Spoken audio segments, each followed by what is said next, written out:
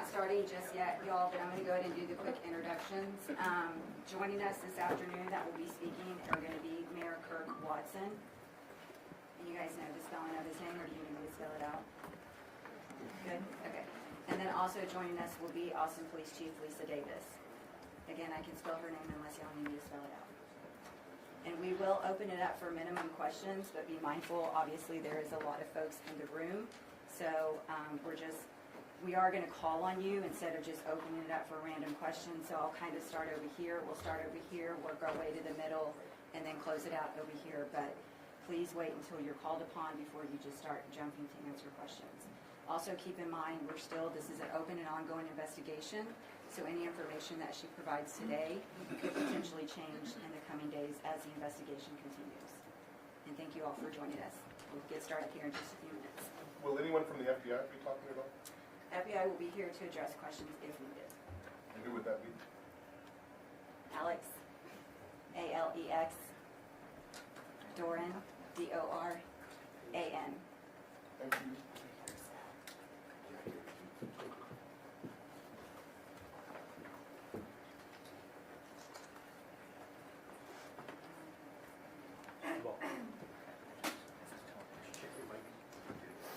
Check on it.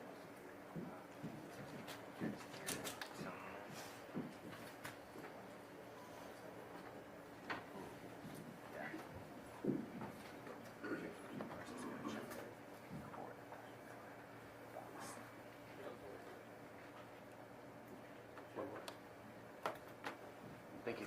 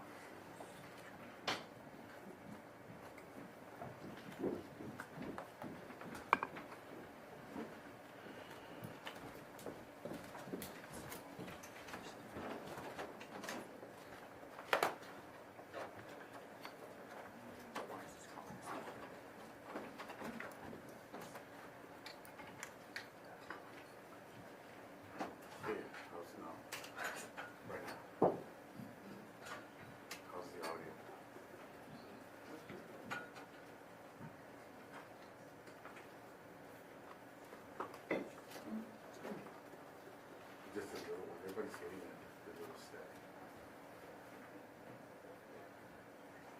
Welcome to the radio basics video on speaking. Yeah. Okay. Keep your line. Put your line. I'm just going to go on. Over there. I'm going to put my other here. Yeah.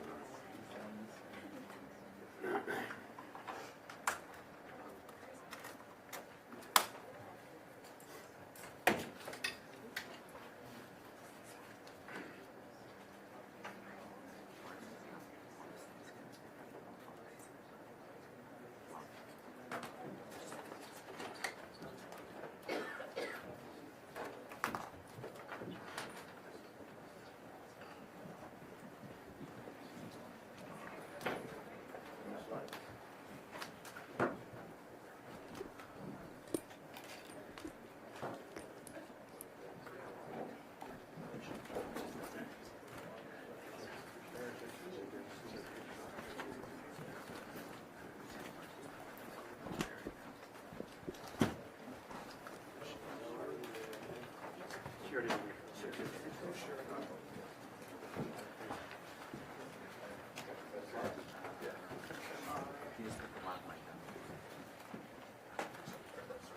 Good afternoon, and thank everybody for being here. We appreciate your attention to this and the time. I want to start off by saying just a couple things. One is I want to again say how proud we are, and I am, of our police, fire, and EMS Our public safety professionals did a tremendous job, a job where they were moving quickly and bravely to make sure that lives were saved. There were lots of acts of heroism on Sunday morning. I also want to say a special thank you to the victim services of the Austin Police Department for the role that they're playing. They are doing their typical outstanding job.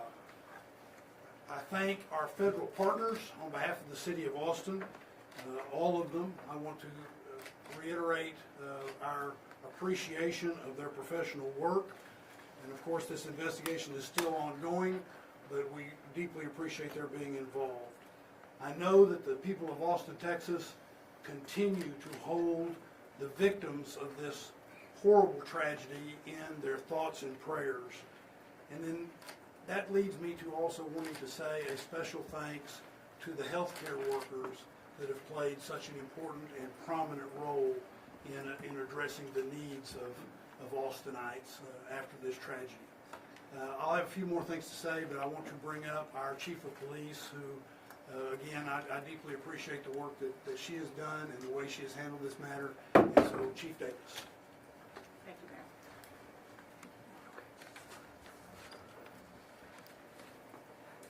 The last 34 hours have been some of the most challenging in my career. This has been difficult for our community, devastating to the impacted families, and challenging to our APD family. I want to thank our federal partners, Special Agent in Charge, and the evidence response team with the FBI. APD could not do this alone. We are still in the early hours of this investigation. This is a complicated and large crime scene. Our priority is finding answers and the motives behind this crime. I want to thank everyone that has supported our communities and this response. Families will need this in the days ahead. I also want to thank victim services that have come in addition to APD's victim services. That includes FBI, the Travis County District Attorney, and multiple calls of people wanting to help.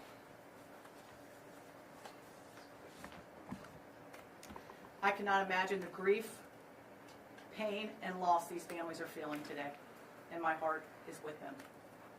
Savitha, Sean, and Ryder Harrington. To the impacted families that are still waiting for answers, we are here for you. A family resource center is being stood up. As we know, numerous people have been affected by this, and we are daily, hourly, getting calls of people that have been victimized by this. The department will be releasing information soon on what that looks like. When I arrived on this scene, again, it was complex and very large. The work being done by the Austin Fire Department, the Travis County Emergency Medical Service, and APD was quite impressive. Once the initial scene was secured, we reached out to our federal partners to assist in this resource-intensive scene and to address concerns of potential terrorism. We are working in tandem with the FBI, conducting numerous interviews and gathering evidence. If you can imagine, we have over 150 witnesses to this event that we are working with the FBI. And we are also investigating an officer-involved shooting. As I have committed in the past, in any officer-involved shooting, we will be releasing info as quickly as possible. Later this week, potentially Thursday, we'll be releasing body-worn camera of this event, as well as information on the suspect, including criminal history. Again, we are making, and I want you to know that we are making tremendous, significant progress in this case, but it will take time. In closing, I want to take a minute, as the mayor, echo the mayor, and talk about just the fantastic work that the Austin Police Department with the Travis County Emergency Medical Services did here. Multiple lives were saved. You know, in Texas, we are fortunate to have the Advanced Law Enforcement Rapid Response Training Center, and that's the Alert Center through Texas State University. And that training, there's no doubt that in that coordinated response with EMS saved lives this night. Mayor, I'll turn it back to you. I also want to point out that we're joined today by our city manager, T.C. Broadnax, and council member who represents the downtown area, Zoe Kadri. Before we take your questions, I want to say that we recognize that this is a very traumatic moment in our city. But when I talk about being proud of APD and fire and EMS, I want to also say how proud I am in how the people that are this city have reacted with such great compassion. We are all mourning together and grieving as a group, but we're seeing tremendous compassion and love coming out of the people of Austin. And so I urge everyone at this moment of trauma to reach out to each other and take care of each other and take care of our home. Be with each other. While this is a dark moment, our people are creating a lot of light in Austin, Texas. And what we do for each other matters. So now we're happy to, if there's a few questions, to take a few questions.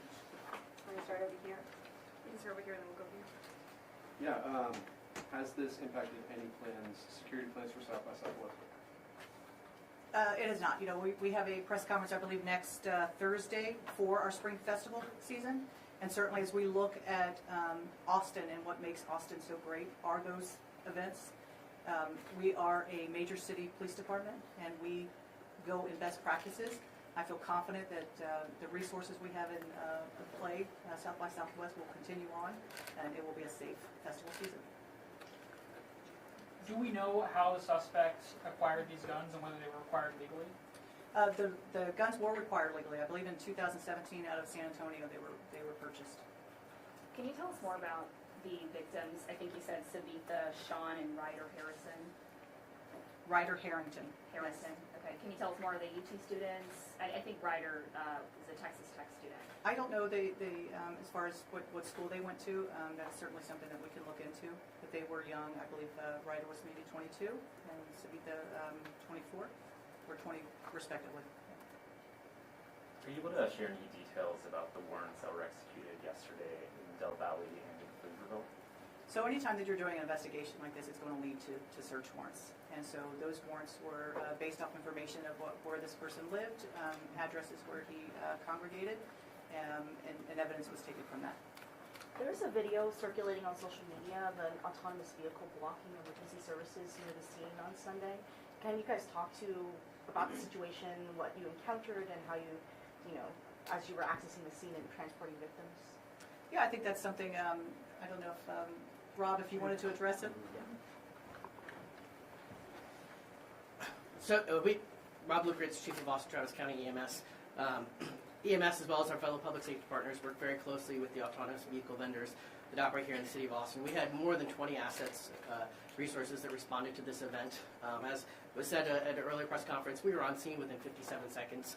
And so in the grand scheme of the impact on the overall incident, we don't believe it had any impact on patient outcomes. I will say that we're already in touch with Waymo and the autonomous vehicles to give them our concerns and work with them in order to try to address this moving forward. If you guys could raise your hands, please. We'll just go here, then Jamal. And for the chief and for Agent Durant, can you explain what more you've learned about the possible motive? And I think it was reported that the suspect had a shirt underneath the sweatshirt that showed an Iranian flag.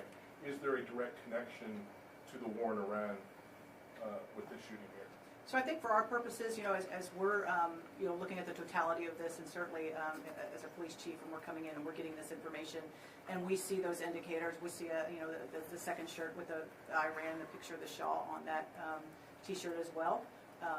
We're thinking about events and what's occurring in the country as well. And so, in addition to the fact that this was a huge, complex scene, we're calling in those federal partners to take a look at that as well. And so again, the motives, all of those things, that's what this investigation is about right now. Jamal. I don't mind. Oh, sure, go ahead. Go ahead. Thank you.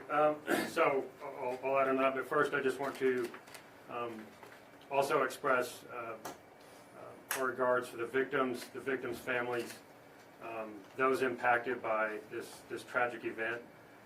It's not just those that were injured or killed, but obviously those that witnessed it are going to be forever impacted. And so just let them know we stand with you, and our thoughts are with you. With regards to the question, yes, we our ultimate goal in everything we do is to determine the motive, right? We're looking for connections that he possibly had, witnesses, as the chief had mentioned.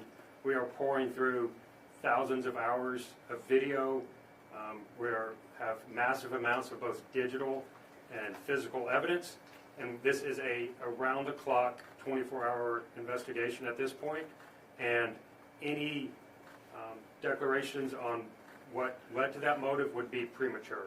Right? We want to make sure that we have our facts 100% correct, or as close to, or at least we've tracked down every possible lead that we can, because that's what we owe to the victims, right? That's what you guys want answers for, but more importantly, we owe that to the victims and their families to be right. So we don't want to speculate or make any guesses at this stage of the investigation as to what that motive ultimately was. Go Jamal.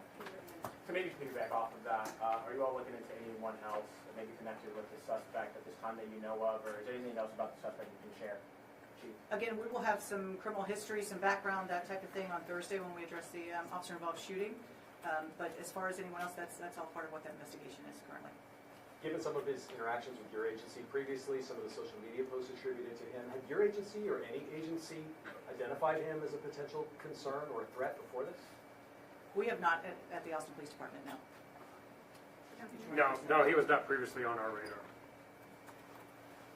Agent Duran, I had a question for you. Yesterday, you mentioned that there was this potential nexus to terrorism that was being investigated. Can you tell us what that means in regular words, and also what those, what we've learned about that? So any act of targeted violence, which is what this was, we're going to pursue all investigative lines, right? And that is certainly one of them, along with multiple other avenues of where this could go, right? It's always very difficult to determine what's in an individual's mind that leads them to commit this type of violence. And so we will continue to, like I said, pour through the evidence. Talk to witnesses, talk to friends, talk to associates that knew this person. Obviously tracking movement leading up to and on the night of the event, and also going back as far back as we can trace them. That's what the FBI does, and we're doing that in lockstep with our partners. And we will continue to do that until we get that answer to determine what that ultimate motivation was. So we'll take 2 or 3 more questions. We're going to start in the back here, and then we'll go to Angela and end with Dante. Thank you. For either the chief or Special Agent Duran, how closely are you working with other major cities like the NYPD, the LAPD? We know New York put out a statement saying that they saw what happened in Austin and they're taking it seriously and it has put them on high alert. Are you talking to other cities? Can you tell me a little bit about that? Yeah, I think, being part of the Major City Chiefs Association, those are, in contact with all of those chiefs and what's going on. And everybody better be on heightened alert. I mean, this is, what happens across the country, we all need to be aware of. And certainly as major cities, you look at best practices and you look at the way you keep people safe. That's absolutely important. And there's probably not a police chief across this country that's not talking to someone. Angela and Dante, you'll have a final question. So yesterday, 3 patients were in critical condition. Has there been any status updates on the hospitalized patients? I believe 1 patient will be taken off life support sometime today, and then 2 other patients are still critical. Can you clarify the victims' names and age, please? The victims that were killed, Yes. Savitha, Sean, I believe she's 24. Could you spell that out, please? Savitha, Shan, and Ryder, Ryder, Harrington, Harrington. I believe he's 22. Thank you. Dante, final question. I'm curious if you think that Austin's recent Safer 6 3-minute shift and things like that contributed to faster police response. Absolutely. When you look at again, I talked about the Alert Center and our partnership with Texas State and what that does. And I made a note to myself because it is, we have CAST, which is our Counter Assault Strike Team, CAST, and that includes EMS, it includes AFD and APD. And they sit in this very room every Friday, Saturday, and Sunday night to address potential threat concerns from our entertainment areas. And so that is something that we have to be prepared for when you have large events, large-scale events, and we do this in our other large-scale events as well. When you're talking South by, you're talking about other things where there are large crowds. We are there and prepared. So absolutely. Thanks so much, guys. If I might add one thing to that, in 2024, and Chief Lucretz and I talked about this yesterday, I guess it was, in 2024, the City of Austin also created the Downtown Area Command with EMS so that we would be better ready. That's what the recommendations coming from the professionals in EMS said they wanted and needed that sort of thing, so we would be better ready.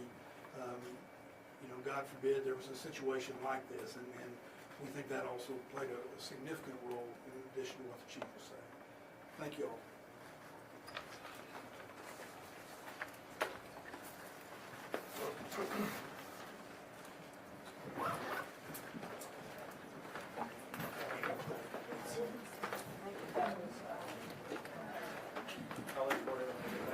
Everyone, just real quick, in closing, we will be sharing the information, the correct spelling of the names of the deceased, their ages as well, and then some additional resource information that we would like for you to help push out.